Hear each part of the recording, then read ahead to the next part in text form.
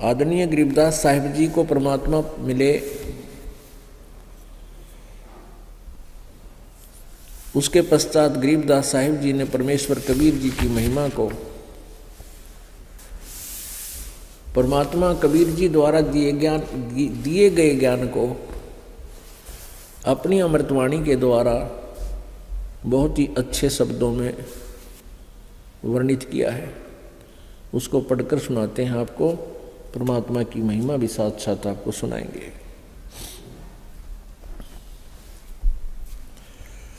कस्तूरी नाम कबीर है, बिन छेड़े मैं कंते, आद अंत की कहते हूँ पटतर कोई न संत। चितानंद चंदन कला अवगत लहर उठंत, जिन आकार अजोख पदवो त्रिकुटी में दीखंत। गरीब नैनो मद निरखत रहे अवगत नाम कबीर, बेड़ा पार लगाए हों सुरत सरोवर तीर। गरीब नैनो बीच कमल है उज्ज्वल हिरंबर धाम, शेष शेष पुन रटत है जिन्होंने पाया वह राम। गरीब शेष 88 ना गए 2400 पर चोख, 3300 पर तलब है कोई बकरा कोई बोक। गरीब शेष 88 5 में 2500 को पूछ, ये तो अस्थिर है नहीं कि बे मुकाम के बेकूच। गरीब 10वां तो अवतार है हिमालय का नीर, बोतक गोते खावेंगे सतगुरु कहे कबीर। ना सतगुरु जननी जन्या जाके माने बाप, पिंड ब्रह्मंड से रहित है नावा तीनों ताप। शब्द संदेशा कहते हूँ बिन बिन भेद विचार, इसको माया जानियो 9 अवतार। गरीब कृष्ण कन्हैया राम हैं बलि 52 अवतार, हिरण्यकुश नरसिंह है ये माया विस्तार। गरीब वो तो अचल अनूप है नूरी दे शरीर, ये करता हो अवतरे माया के रघुवीर। गरीब धरता को करता कहें बड़ा अंदेशा मोहि, पारस पद भेंटा नहीं जिसको कहिए लो। गरीब लोक अलोक द्वीप सब पूर्ण पद प्रकाश, धौल धरनी सब जावेंगे थिर रहसी आकाश। आकाश नाश में है नहीं और सब का नाश, शब्द अतीत सुबाने है तिथि बारन 12 मास।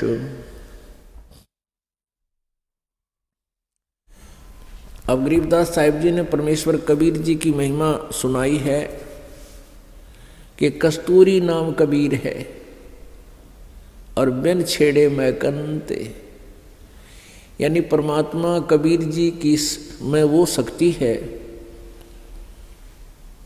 उसकी शरण में आने के बाद इस प्राणी को स्वतः ही उसके सुख प्राप्त होने शुरू हो जाते हैं। जैसे कस्तूरी के अंदर से अपने आप महक निकलती रहती है, इस प्रकार परमात्मा की शक्ति का आभास आप जी को रह रह कर होता रहेगा जब आप इसकी शरण में आ जाओगे। अब एक और खास बात कही है परमात्मा की प्यारी आत्मा गरीबदास जी ने।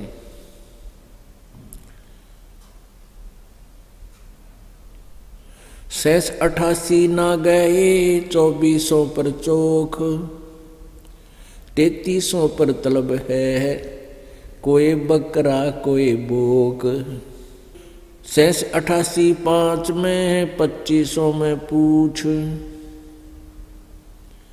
ये तो अस्थिर है नहीं कि बे मुकाम कब कूच। 10वां तो अवतार है हिमालय का नीर, भौतक गोते खावेंगे सतगुरु कहे कबीर। इसमें क्या बताया है कि 88,000 ऋषि और ये 24 अवतार आप जी मानते हो, जैसे हिंदू धर्म के अनुसार 24 अवतार माने जाते हैं, जो आ चुके हैं, जो अपनी लीला कर चुके हैं। और 25वां निकलंक नाम से कलयुग के अंत में आवेगा, निकलंक नाम से। और सिंभल नगरी में विष्णुदत्त शर्मा के घर पे उसका जन्म होगा और फिर वो अपनी लीला करेगा। तो क्या बताते हैं कि ये सभी अवतारगण वहाँ से परमात्मा रूप धारण करके आते हैं, परमात्मा की कुछ शक्ति लेकर आते हैं, उनको कुछ पावर दे देता है ये काल, और उनका निर्धारित कार्य होता है, उसी को वो करते हैं। जैसे विष्णु जी आए थे, श्री राम रूप धार के रावण का वध किया, ऐसे ही श्री कृष्ण रूप में विष्णु जी आए तो जो उनके निर्धारित कार्य थे, कंसवध आदि जो भी उनकी लीलाएं आप पढ़ते हो, उन्होंने वो किए। लेकिन अंत में वो अपने कर्मों को बिगाड़ जाते हैं। यहाँ उन्होंने जितने पाप किए हैं वो उनके बैड अकाउंट में लिख दिए जाते हैं, और जब तक इनके पुण्य चलते हैं तभी तक ये विष्णु पद पर रहेंगे। फिर इनकी मृत्यु होगी, उसके बाद ये 84 लाख योनियों में चले जाएंगे। ये विधान है इस काल भगवान का।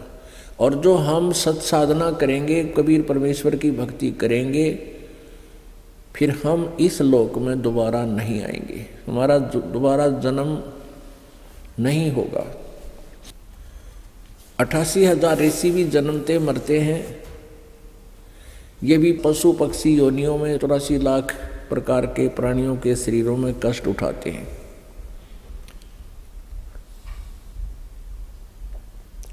इनको भी पूर्ण मोक्ष प्राप्त नहीं है। फिर कहते हैं शब्द संदेश ना सतगुरु जननी जन्या जाके माने बाप। कबीर परमेश्वर जी के विषय में गरीबदास साहिब जी कह रहे हैं कि ना तो कबीर परमेश्वर किसी माँ से जन्म लेते हैं और उनका कोई माता पिता नहीं है, और उनका शरीर हमारे जैसा नहीं है। वो इस ब्रह्मांड के सभी ब्रह्मांडों के पार शतलोक में रहते हैं, जहाँ पर किसी प्रकार का कोई कष्ट नहीं है, जहाँ प्रभु रहते हैं। कृष्ण कन्हैया राम हैं बलि बावन अवतार, हिरणाकुश नरसिंह है सब माया विस्तार। ये कृष्ण कन्हैया राम बलि बामन, ये बावना बनकर आए थे भगवान। और बलि जिसने 100 अश्वमेघ करनी ठानी थी और बावना रूप धारण करके भगवान आए थे। अब क्या बताते हैं परमात्मा के, आप जी सतलोक से चलकर आगे यहाँ आकर के आपने इतने कर्म बिगाड़ दिए, इतने पाप इकट्ठे कर दिए, आप इतनी गिरावट में आ गए। आप हंस से और जीव संज्ञा में आ गए। क्या बताते हैं, लाल से हीरा भया, हीरे से भया मोती, मोती से शीशा भया जब बिसरा जात रुगोत। सोने से चांदी भया, चांदी से भया रूप, रुपये से शीशा भया जाना नहीं स्वरूप। ग्रीब दस्त भया तांबा भया, यो मन हो गया रांग, शब्द मैल जाना नहीं नायक धारा सांग। पीतल से कांसा भया, कांसे से भया लो, लोहे से माटी बया जब व्याप्या दिल धरो। कौडी से कौडी गिट्टी संखले दरियाओं की झाल। इन बातों क्या पाई ये कर गुरु नजर निहाल। 14वें पुर की कहूँ 15वें पुर मेल। 16वें पुर सिंधु है मान सरोवर खेल।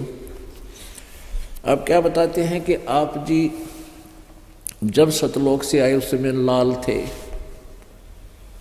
हंस थे, अच्छी व्यक्ति थी, किसी को दुख नहीं देते थे, प्यार से रहते थे। आप जी को काल ने पहले स्वर्ग में रखा, महास्वर्ग में रखा, फिर महास्वर्ग से आपको नीचे स्वर्ग में ले आया आपके, क्योंकि पुण्य अक्षीण होते रहे। और फिर आप जी को नीचे पृथ्वी पर पटक दिया, यहाँ आपको सजा रूप में छोड़ दिया। यहाँ कोई सुविधा नहीं, वर्षा आवे वर्षा आ जाएगी, ओले गिरे ऊपर से ओले सिर फोड़ देंगे, आंधी तूफान आवे आ जाएगी। आप जी ने स्वयं ही यहाँ कुछ सुविधाएं बना ली, जैसे किसी ने झोंपड़ी डाल ली, कोई गुफा खोद ली, फिर मकान बनाने लग गए। तन पर कपड़े नहीं थे, अब पर जुगाड़ जुगुड़ जोड़ के शरीर ढकने की व्यवस्था बना दी। अब भी यहाँ भूकंप आ जाता है, फ्लड आ जाती है, तो गांव के गांव नष्ट हो जाते हैं। ऐसे गंदे लोक में, ऐसे गंदे स्थान पर हम यहाँ रह रहे हैं और हम यही रहना चाहते हैं। हम ना मरना चाहते हैं, और कितना दुख आ जाए हम मृत्यु नहीं चाहते। कहने का भाव ये है कि हम उस वास्तविक स्थान को भूल के काल के जाल में फंस के अपने जो पुण्य थे उनको बर्बाद कर चुके हैं, और हम यहाँ भटक रहे हैं। उसके विषय में बता रहे हैं कि सोने से चांदी भया, चांदी से भया रूप, रुपए से शीशा भया, जाना नहीं स्वरूप। जस्त भया, यानी ये जो है सिल्वर होता है ना, उससे जस्त भया, फिर तांबा भया, और तांबे से भया रांग, यानी इतनी गिरावट में आ गया, इतनी कमजोर संस्कार हो गए आपके। आपने शब्द मैल जाना नहीं, नाहक धारो सांग। ये ऊपर हमने स्वांग बना रखा हमारे, कोई कुत्ता बन गया। जैसे आपने देखे होंगे ना, स्वांग करते, सांगी करा करते, स्वांग लड़के का रूप धारण कर लेते, लड़का ही लड़की बनकर खड़ा हो जाता, स्वांग बना लेता। और स्वांग में व्यक्ति राजा का रूप वेशभूषा बनाकर, राजा जैसे वेशभूषा पहनकर राजा का रोल करता है। कहते तुम यहाँ फिर एक सांग बन गया, सांग निकल गया तुम्हारा। कोई कुत्ते का सांग कर रहा है, कोई गधे का सांग कर रहा है, कोई पशु बन गया, कोई पक्षी बन गया। ऐसी दुर्गति होगी आपकी। उसके लिए क्या बताते हैं कि परमात्मा की भक्ति करो, उस पूर्ण ब्रह्म की साधना करो। घट में शोक सिलसिला, ये सूतक बढ़ा अंधेरे, ये दम गिनती के दिए, फेर सके तो फेर। ग्रीवजित से तीदम ऊंचरे, वहीं ठोर तू खोज, हंस लोक को चालिए, बनमत भरम रोज। बांका पर्दा मैल का, कोई न जाने बेव, बिन सतगुरु क्यों पाइए, वो अटक रहा सुख देव। अपने आत्माओं, आप जी सतयुग से आज तक का हिसाब लगाइए। आप जी का जन्म सतयुग में भी हुआ है, और सतयुग के अंदर आपकी आयु 1 लाख वर्ष थी। और उसमें बहुत यहाँ पर सुविधा सुख था। सबसे पहला तो ये था कि अकाल नहीं गिरा था। दूसरा ये था कि शरीर स्वस्थ रहता था। घने बाग बगीचे, जंगल, फलदार वृक्ष, सुगंधित फूलदार पेड़ पौधे बहुत ही अपने आप ऑटोमेटिकली परमात्मा की कृपा से सतयुग में ऐसी व्यवस्था होती है। शुद्ध प्रदूषण नहीं होता, शरीर मजबूत होता है, लंबी लंबी बहुत ही लंबा, क्योंकि प्रदूषण के प्रभाव से वायुमंडल में हमारे ऊपर दबाव बढ़ता जा रहा है और खान पान कमज़ोर हो गया, इसलिए हमारा शरीर का साइज कम होता जा रहा है। और पहले प्रदूषण था नहीं, वायुमंडल का इतना दबाव नहीं था, शुद्ध हवा थी, बहुत ज़्यादा वन थे, ऑक्सीजन की कोई कमी नहीं थी, तो अच्छा आहार था, मजबूत शरीर था, लंबे लंबे सैकड़ों फुट ऊंचाई मनुष्य की होती थी मानव शरीर की, और लाखों वर्ष जीवन होता था। पिता से पहले पुत्र की मृत्यु नहीं होती थी, क्योंकि पुत्र बड़े वफादार और आज्ञा के पालन करने वाले होते थे। और पुत्र की मृत्यु, ऐसे प्यारे पुत्र की मृत्यु हो जाए तो पिताजी जो है बहुत दुख पाता था। तो उसमें पिता से पहले पुत्र की मृत्यु नहीं होती थी, क्योंकि ऐसे शुभ संस्कारी प्राणियों का जन्म सतयुग में होता है।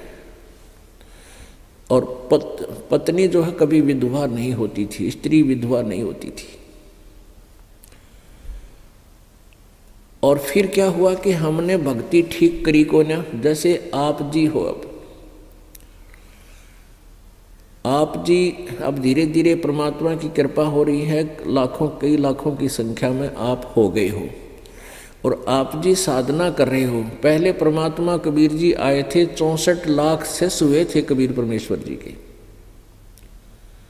और उन 64 लाख को परमात्मा ने सत भक्ति करवाई थी।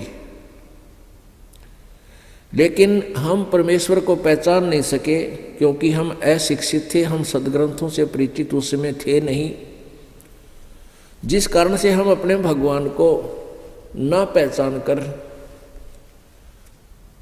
उनसे दूर हो गए।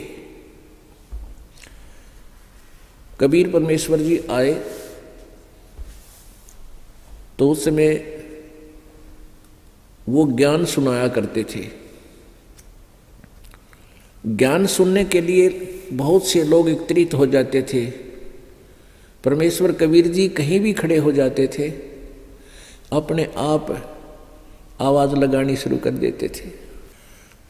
परमेश्वर की सुरीली आवाज़ सुनकर, और इस वाणी के अंदर परमात्मा की जो अमृत वाणी है, ये अमर ज्ञान है, मूल ज्ञान है, इसमें बड़ी कसक है, ये आत्मा को झंझोड़ देती है। परमात्मा के शब्द दोहे आप पढ़ कर देखो, अपने आप कसक बनती है, खिंचाव बनता है।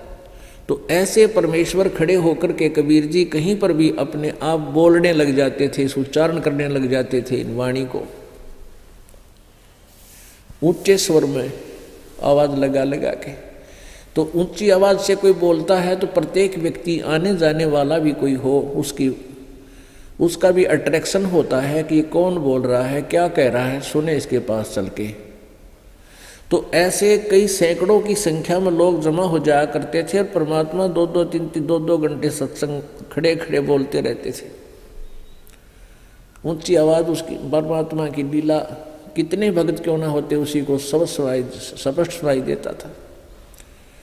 कुछ लोग तो उनकी कृपा से जो वहाँ एकत्रित होते थे, परमात्मा विशेषकर वहाँ जाते थे, जैसे कोई धार्मिक अनुष्ठान हो रहे हों, धार्मिक मेले लगते हों तीर्थों पर, मंदिरों के आसपास, तो वहाँ लोग दुखी जाते थे, मन्नत मानने जाते थे, और कोई 10-10 चक्कर लगा लेता था तो भी राहत नहीं मिलती थी, और परमात्मा के दर्शन मात्र से ही बहुत से स्वस्थ हो जाते थे। इस प्रकार मालिक की शरण में लोग आने लगे। एक ही अटेम्प्ट में, एक ही बार में 10-20 व्यक्ति सुखी हुए। उन्होंने अपने रिश्तेदारों को बताया, औरों को बताया, परमात्मा के चरणों में आने लगे।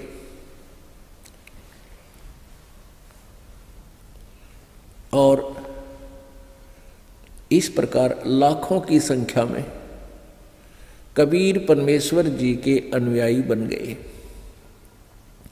वो ज्ञान से कम, समाधान से ज़्यादा उनके निकट आए थे। क्योंकि दुखी प्राणी सतयुग के अंदर ये प्राणी बहुत दुखी नहीं था, और अब कलयुग में अपने पुण्यों को क्षीण करके अब ये गलत साधना करता रहा, उससे कोई लाभ इसको मिला नहीं। अब ये कलयुग में आकर के बिल्कुल पुण्यहीन हो गया, और पुण्यहीन होने से आपदाएं, आपत्तियां, शारीरिक कष्ट, मानसिक परेशानी अत्यधिक बढ़ गई है। और जो साधनाएं आप जी करते थे उनसे कोई लाभ मिल नहीं रहा, उनसे लाभ नहीं मिलता, फिर कहाँ चलते हैं कि किसी झाड़े लवाने पाले पर चलते हैं, जंतर मंतर करवाने के लिए चलते हैं। जो पूजाएं तुम किया करते थे वो किस लिए करते थे? घर में सुख रहे, शरीर में सुख रहे, हम पर कोई आपत्ति ना आवे। और जब उनके करते करते आपत्ति बढ़ गई तो फिर कहाँ चले? कहीं किसी सियाने के पास झाड़ा लवाने, किधर भूत कढ़वाने, या फिर किसी मंदिर में पहुंच गए, वहाँ कहते वहाँ सुख होता है। तो तुम जो साधना करते थे वो किस लिए कर रहे थे? वो गलत थी। जब तक आप पर आपत्ति नहीं आई थी आप ये सोच रहे थे कि जो साधना हम कर रहे हैं सही है, और जब आई आपत्ति आई तो उसने कोई राहत नहीं दी, फिर आप दौड़ने लगे, इधर उधर भागे।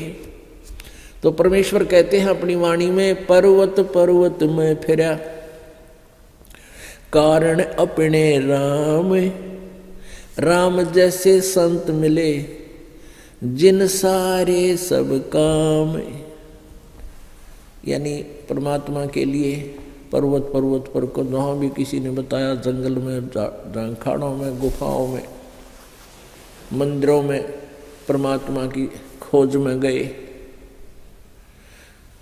वहाँ कोई राहत मिली नहीं तो संत मिले जो परमात्मा जैसे संत मिल गए, और उन्होंने फिर सब सुख दिए, सब काम हमारे ठीक हुए, हमारे कार्य सिद्ध हुए।